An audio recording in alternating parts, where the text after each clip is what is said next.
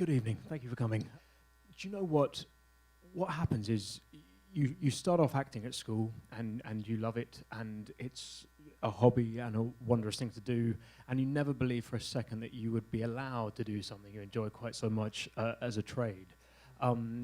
I started by when I was I'd done it at school and little professional things, as you said, Workhouse Boy number 43. I think. Number 43? Yes. You got downgraded. Exactly. Yes. / book boy. I had one line. It went, books you ordered from the bookseller, sir.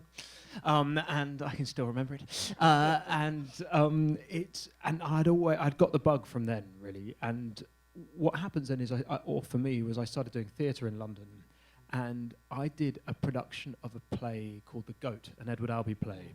And that play, it was with Jonathan Pryce, who randomly had played Fagin in Oliver when I was 11 years old. And when we did our first day of rehearsal for The Goat, I was like, actually, John, we've worked together before. And he said, really? I was like, yeah, I was in Oliver. And he went, really? What were you, Dodger, Oliver? I was like, I was Workhouse Boy number 43. He was like, forgive me for not remembering you. But did you say books for the bookseller, sir? I did. Do you remember that bit? He was like, no, unfortunately not. So that play was reviewed by Variety, the newspaper here, the industry paper, and it was through that review that a casting director called Amanda Mackie, who was casting a film called The Good Shepherd, which Robert De Niro was directing, she read that review, and when she came to London to cast The Good Shepherd, she called me in for a general meeting. And it was at that general meeting, we were just sort of having a chat, and she said, I would like you to come back and to meet Bob. You mentioned Bob De Niro was directing that. As a young actor, when you're put in the position where you're working with somebody as hugely famous as that, how do you avoid the starstruck factor and just concentrate on the work? If I'm being totally honest, I didn't. I mean, I had done, at that point, mainly theatre. I'd done, I think, one film, and the whole experience was overwhelming for me. You were put up in New York. There were sort of huge cars taking you to set every day in Brooklyn. There were thousands of paparazzi outside because Matt Damon and Angelina Jolie and all these, it was an amazing cast that were in it. And then you would see these gigantic sets, just money everywhere in these sets, and then De Niro behind the camera, and then a camera on your face, and it was like action. And I've never felt fear like it, and I really didn't know what I was doing, and it was an amazing learning curve, because I sort of, fortunately, the character had to be quite scared for quite a lot of the film, but I look back on that film and just see rigid He's fear. a natural. Exactly. No, I'm pretty sure I was only cast because I have oversized lips, or big lips, and I was playing Angelina's, who has amazing lips, her son, so I was very lucky for that. But really, it was an incredibly lucky break. And then from Hollywood to Broadway, talk us through your experience in Red alongside Alfred Molina, your Tony-winning role on that. How completely terrifying or daunting was it? How rewarding was it as an actor to be, at the ultimate on Broadway? So that whole experience of that play was amazing for me. It was one of those things where at that time I'd done a few films in England and some TV that had... I find this thing that you always pour your heart into everything, and sometimes it doesn't work, and it often doesn't work, and there's this alchemy, this thing that we can't really find a formula for, that either makes something live or doesn't, but that doesn't take away from the amount of work that was put into it. And I'd had a few things that hadn't worked, and yet you'd lived away for a long time, and away from your family, from your friends, and I was a bit disheartened. And then Michael Grandage, who's one of my favourite directors, theatre directors in London, I went for a general meeting with him, and he said, what do you want to do? And I was like, I couldn't believe that I hadn't come to this meeting with an idea or anything. I was so sort of, and he said, I sort of said, Shakespeare? It's the least original response anyone's ever given to. And he said, well, actually, maybe, but here is a play that's just been given to me. It's about Mark Rothko, and I want to do it. It's a two-hander. Will you go and have a read of it? Now, I studied history of art at university, as you said before.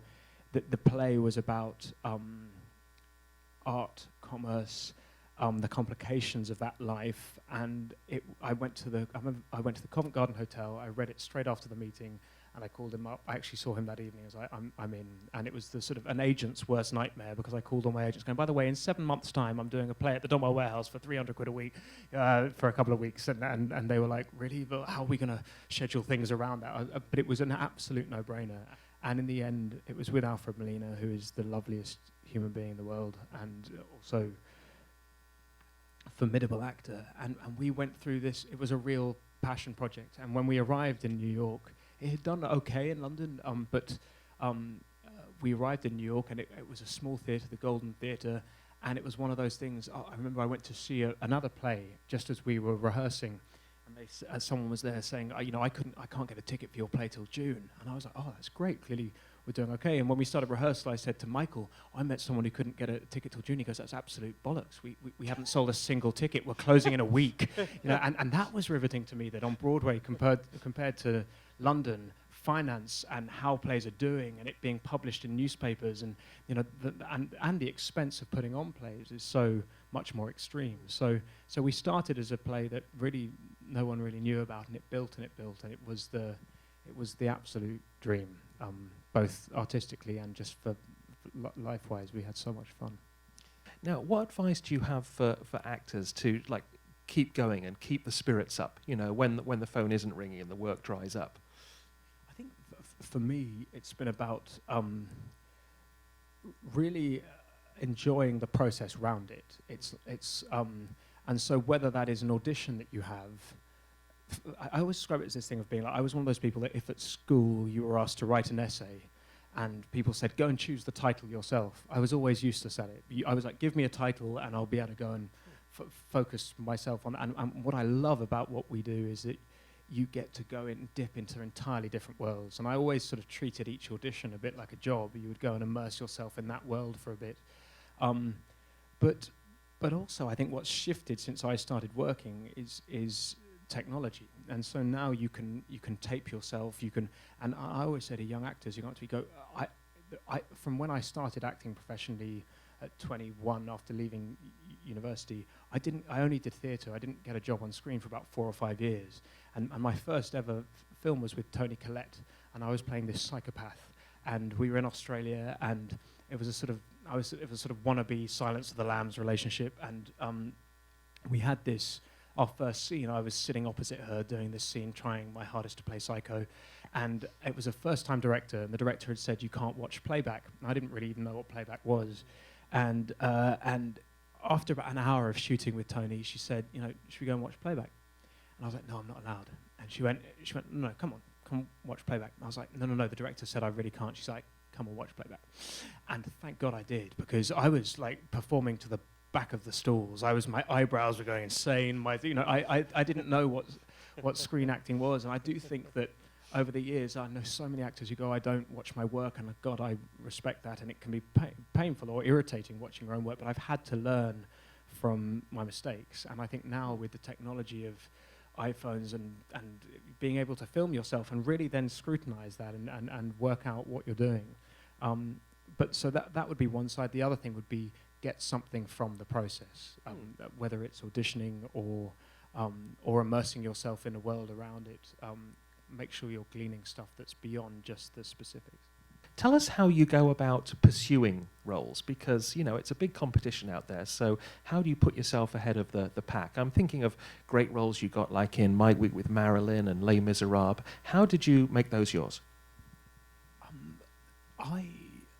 I've always found that the great bit of audition advice I ever got was from Joe Wright, and I'd done many years of going to auditions, nervous, leaving the room, frustrated at having given an eighth of what I felt I could give. And he described how when he went to America to audition for some of the sisters in Pride and Prejudice, how he'd found it a completely different experience to that he had in London.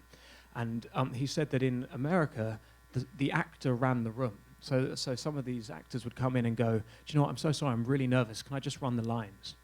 And Joe found this a bit like, okay, yep, we'll go ahead. And they did, and then they would say, good, I'm good to go, can I, and they would do a take, and then if they weren't happy with it, halfway through they'd go, no, sorry, can I just try that again, can I start again? And he said to begin with, it was a bit sort of overwhelming. But what was wonderful was that most of the people left having at least demonstrated an ounce of what they could do. Whereas back in England, people like me were just walking out going, I wish I'd given some. And when I heard that, it totally changed the way in which I approached auditions. I sort of said to myself, I'm not going to leave a room. Don't get me wrong, I've done some really awful auditions, but at least I'll have given something that's relatively close to what I think I could do. I believe that those things that really hit you, you pursue. And certainly, and even if you blindly pursue them, not really knowing whether you can do it or not. With Les Miserables, I'd seen it as a kid. I'd wanted to be Gavroche, the guy on the little kid on the barricades, and the idea that they were making that film when I was at an age that potentially I could even audition for it was amazing. So I did that thing of recording yourself on an iPhone, sending it to my agent, who then sent it to Eric Fellner at Working Title, and that was the start of that process. And similarly with my work with Marilyn, I was doing Red actually, and I filmed myself in my dressing room there, and then you just give everything you make it an investment. With Savage Grace, I remember flying over 4 or 5 times to New York to try and win that role, and when your heart's in it, there's no question that you go for it. Your career has been a real example of versatility. How much of that was by accident and how much by design? Is there a particular kind of role that you're looking for? No, I love kind of what I was saying with the essay title thing. I love just being said, how about that? And like I never would have thought that I could play Stephen Hawking. I read this script and I thought it was going to be a biopic of Stephen's life, and what I read was this incredibly sort of passionate love story about 2 formidable people. And again, I really didn't believe that I could do it, but you do that thing that you do in a job interview, which is try and persuade people that you're really confident and you know what you're doing, and because of course you have to, because you never believe you're actually going to get the job. But and the worst thing is the moment when you do get the job and you have a moment of euphoria, and then you realize that you've told them all these things and you now have to kind of put your money where your mouth is. And so are you saying that actors should run towards roles that frighten them? For me, I've always found it helpful. I've always found those roles that are much further from me, in which you have to take a sort of bigger leap, tend to invigorate me more in the process. And because you're taking such a big leap, you're kind of just you're willing to expose yourself in a way that you wouldn't perhaps if you're pulling something closer to you, because you're going, well, this is all or nothing. I know you've talked a lot about the physical transformation, but looking back on it now, what surprised you most about the acting challenge? Something that maybe when you were going into this, you didn't really expect it would be that intense. I think the most challenging thing was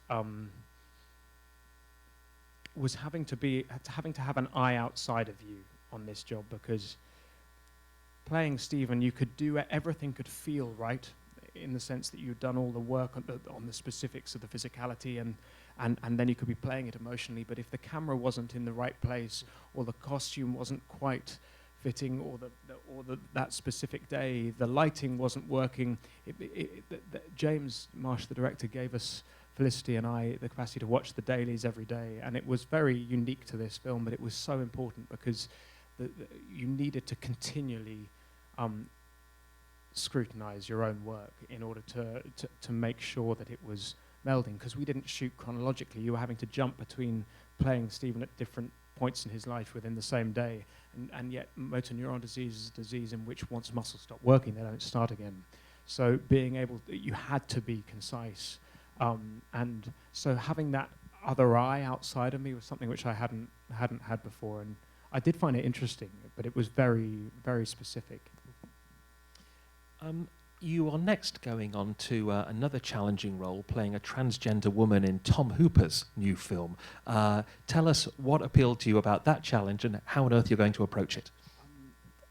This is a film called The Danish Girl, and it was a film that Tom actually sent me when we were doing Les Miserables. I'd done a film or TV piece with Tom. One of the first things I ever did, actually before The Good Shepherd, was called Elizabeth with Helen Mirren.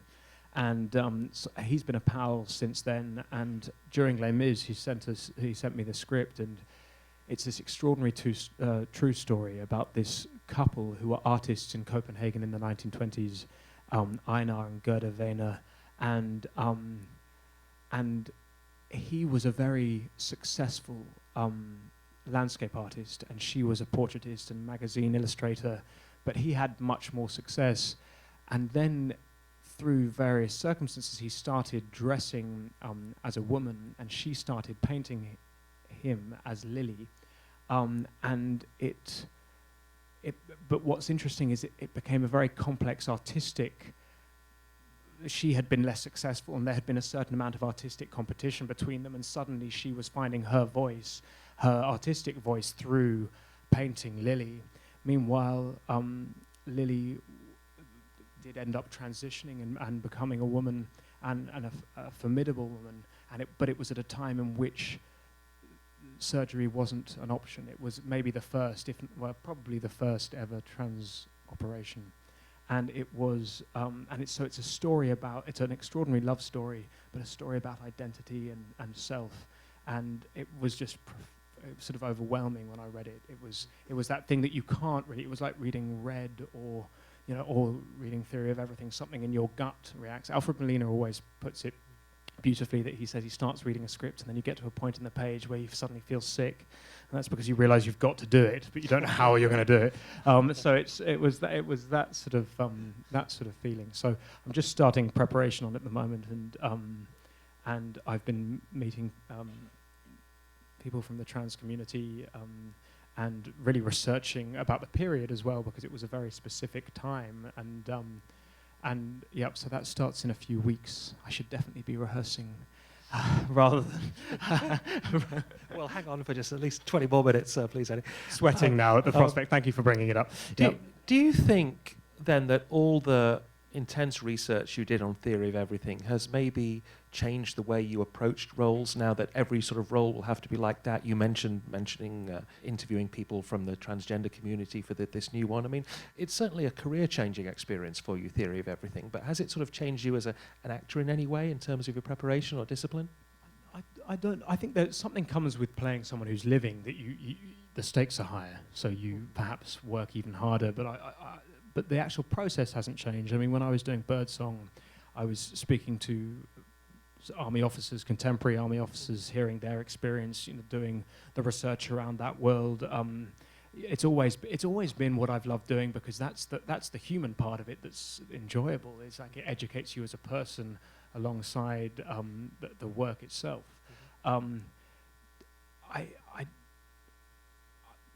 Process-wise, what I got an extraordinary benefit from on the Theory of Everything was I worked with a dancer, a woman who was actually in that video before, called Alexandra Reynolds, and she and I went through a lot of the experience of meeting people with ALS and going to the clinic, the neurology clinic in London together.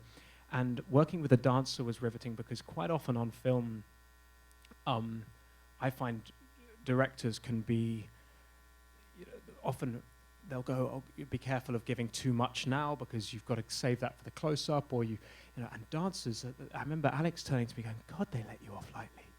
And I was like, really? She goes, yeah, if you screw it up in dance, you do it again, you do it again, you do it again, you do it again until you get it right. And I loved that. And she had that rigor, because we had been through this sort of rehearsal process together and knew the specifics of Stephen's illness really quite intimately. There would be bits in which perhaps it looked like it was all good, and I sort of go, how was that? And that relationship I found very really wonderful, and one that I hope to take on. Well, I hope you'll find the audience questions really wonderful as you prepare to take them on. We're going to take the questions in the order that we see them. If you have a question, please raise your hand. And we have Stephanie on that side, Natalie at that side with a roaming microphone. Just time for a few questions, so let's see those hands. If you have a question for Eddie. Yes, at the very back there. Thank you. Do you find that your preparation, your research, helps you cut down on the nervousness and helps you deliver the performance that you want? That's a really interesting question. I feel like it must in some ways, but I'm quite a nervous performer. I think that the most complicated thing about film acting is that the greatest performances happen when you're at your most relaxed, and yet everything about the circumstance of a film set is incredibly unrelaxing. You know, you have hundreds of people behind, kind of what I was saying with The Good Shepherd, you know, all this money and everything, and then there's this lens in front of you, and I think part of the real the thing that I'm always working on as an actor is I can be totally relaxed, and then I can hear the word action, and even if it looks that something in my stomach just tightens and tenses, you know, and learning either to use that or to sort of to kid yourself not into not into feeling that. Like, I've worked with actors who will literally be talking about. I remember working with one American actress, and it was a really intense scene we were about to do, and the cameras were sort of rolling, and you could see the director wanting to call action, and she was talking about the Jonathan Ross show. And I was sort of trying to be in my zone. I was going, wait, really? We're talking about the Jonathan Ross? And you could see, you could see that the director was going, and eventually he called action, and she just went straight into the character. And I was sort of sitting there, sort of trying to respond to the Jonathan Ross show chat, and I was like, oh god, she's acting. So, you know, and that technique is a lot about, throwing yourself into thinking you're relaxed in order that you can appear relaxed. But one of the things that both Felicity and I found on this job is both of us had worked over here and with directors who had improvisational techniques. And one director called Derek Martini, who I'd worked with, did this thing that after you'd shot the master shot, the second you were in close-ups, after 1 or 2 takes, he would have the actor off camera basically mess with the other actor in character, out of character, just sort of screwing with them in order that the actor in front of camera had to keep balance and always had to be on their toes. And there were really bad moments that came from that, but some really interesting ones. And Felicity had worked in a similar way. And so when we came to do Theory of Everything, James allowed us the freedom to go. There's this one scene in which we're playing croquet, and Stephen's trying to keep it together. He's just been diagnosed, and he's a bit all over the place. And it was our second day of filming. And Felicity and I talked about this process. And so when it got to my close-up, I said, look, will you just sit behind the camera, stand behind the camera, and just shout abuse at me? Just like, go for it, you know, really go. And we'd been friends for 10 years, so we sort of trusted each other. And she went for the jugular. And the point was, I was trying to sort of keep it together, like, you know, while she was saying all this stuff. Anyway, it worked. But what was hilarious is the poor crew had no idea what was going on. They were like, this is day 2 of like a 2-month shoot, and these people loathe each other. They're literally screaming the most aggressively random things at each other. But that Tell me that's on the DVD as an extra. Well, hopefully it might make the bloopers. But I think we got calls from Eric Fellner going, "Is everything okay?" Thank you. Over on this side, please. Thanks. Hi, you mentioned the differences in auditioning here and auditioning in the UK. I was just wondering, since you've worked on both, you know, in both places, whether there were any other differences in terms of production, material, just energy and stuff like that. Craft service. There isn't any in England. It doesn't exist in England. Here it's like you have to drag me away from the craft service. I'm like, my God, look at the bagel stand. No, is there hours? I mean, the unions. I'll never forget. When we were doing Les Miserables, I was on an equity contract, and there were American actors on it on the SAG contract. And I remember I would be in at 5 a.m. with all the guys from the guys who were playing the students, and then Aaron, wonderful American actor who was playing Enjolras, would arrive at sort of 10, and I was going, God, I've got to get that SAG thing going down. So now do you go in at 10? No, absolutely not. No, because interestingly, I was SAG then, but I wasn't hired on a SAG contract. So it is interesting, those the differences. What else?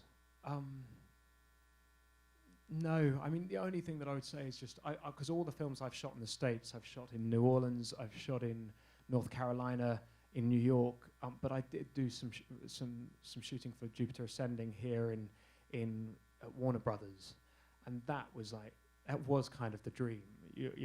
I was dressed in a sort of huge sci-fi sequins number, and they were like, guys with prosthetics with two heads like walking past, and then you've got the tourists going past and their Warner Brothers train, and I was like, this is the dream. But I'm sure that's not really answering your question. No is probably the answer. There aren't many different. Yeah, tell us more about the experience of working with the Wachowskis, because that's got to be quite an experience on Jupiter Ascending.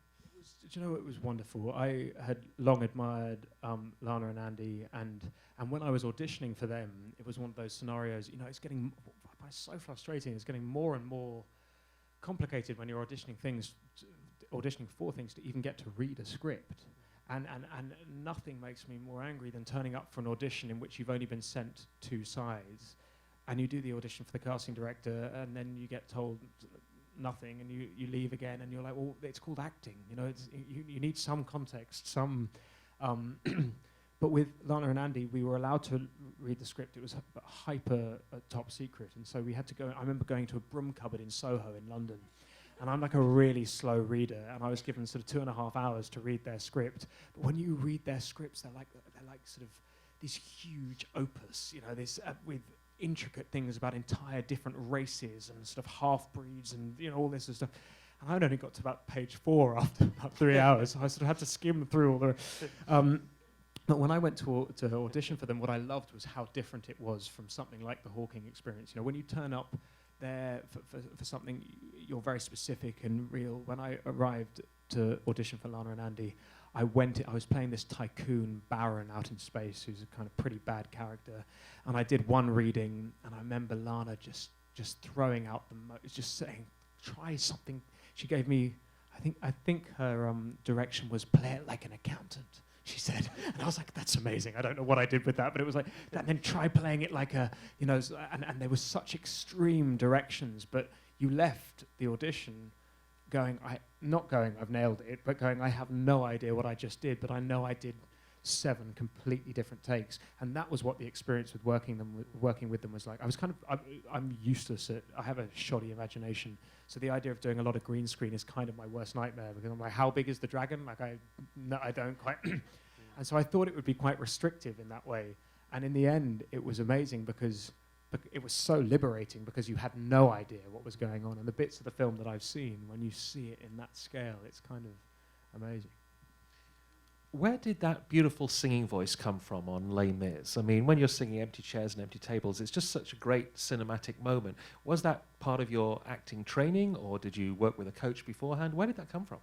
I didn't get cast as Workhouse Boy number 43 for nothing. Wow. You know, like, I mean, I've been considering myself for many a year.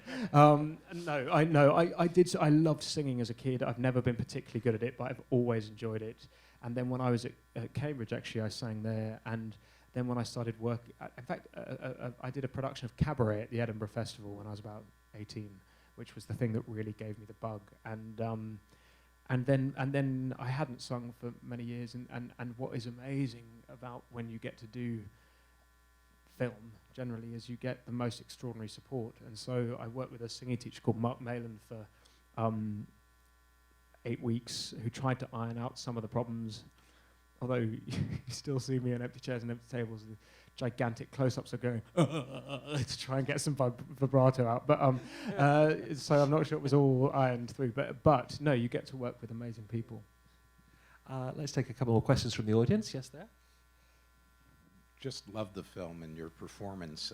But in addition to the physical and emotional challenges, having the 3 principals alive and available is John and Stephen and Jane. I know they visited the set, but it's kind of both a responsibility and a resource. Can you talk a little bit about how you navigated that challenge? It was such a complicated relationship. It was the film was based on Jane's book. Jane is still married to Jonathan. Stephen is no longer with Elaine. Felicity and I wanted to meet them both early in the process, but because of their schedules, we could only meet them 4 or 5 days before we started filming. And what was complicated with that is because we weren't shooting chronologically, we had to chart in some sense certainly what the physical performance was going to be. and so the fear when you meet them is there's been this gigantic drum roll when you've watched every bit of documentary material, read as much as you can, and what if you're wrong? What if you meet them and you realize you've got everything wrong?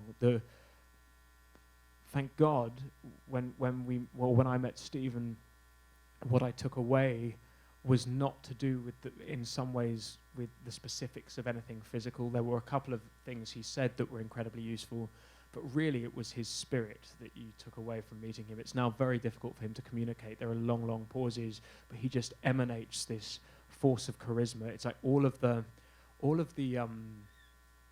facilities that we have to communicate, of gesture, of vocal tone, of all of those energies are channeled into those very few muscles that he can use. So he has a sensationally expressive face, and his capacity for timing, this mischief, the kind of Lord of Misrule quality that he has, was really what I took away. From Jane and Jonathan, I mean, we went for dinner with them. I remember the first day of filming, literally seeing Jane arrive over the Cambridge, I think it was over a sort of bridge, on her bicycle, and she came. I was playing Stephen Young, and she came running up to me. She's like, "No, Eddie, his hair would be much messier than that." And she literally styled my hair, and that was an extraordinary thing. So there were sort of moments like that. But in some ways, one of the great keys for Felicity and I and Charlie were the Hawking children. Lucy and Tim, their youngest son, were wonderful to us, and they.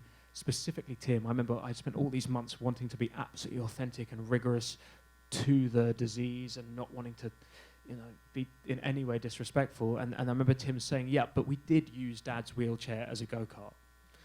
Or going, and we would put swear words into his voice machine and press play. And that was so, for us, that was just like, of course, this is a family living with the reality of this brutal thing, but living with great humour, and that was wonderful because it meant that I came running back to James and said, "Okay, we need a scene with the kids in the wheelchair or jumping over Stephen," and that really freed us up a lot. In closing, tell us how you reflect on your dreams coming true. I mean, you were you're still the same starry-eyed little boy who stood on stage in Oliver, sort of loving acting, and then you came out to Hollywood. You were at the Standard Hotel playing ping pong with your mates, hoping to make it, and now you're riding the crest of a wave in awards season. As you stand on all these stages, clutching these well-deserved trophies, how do you reflect on the journey that you've been on?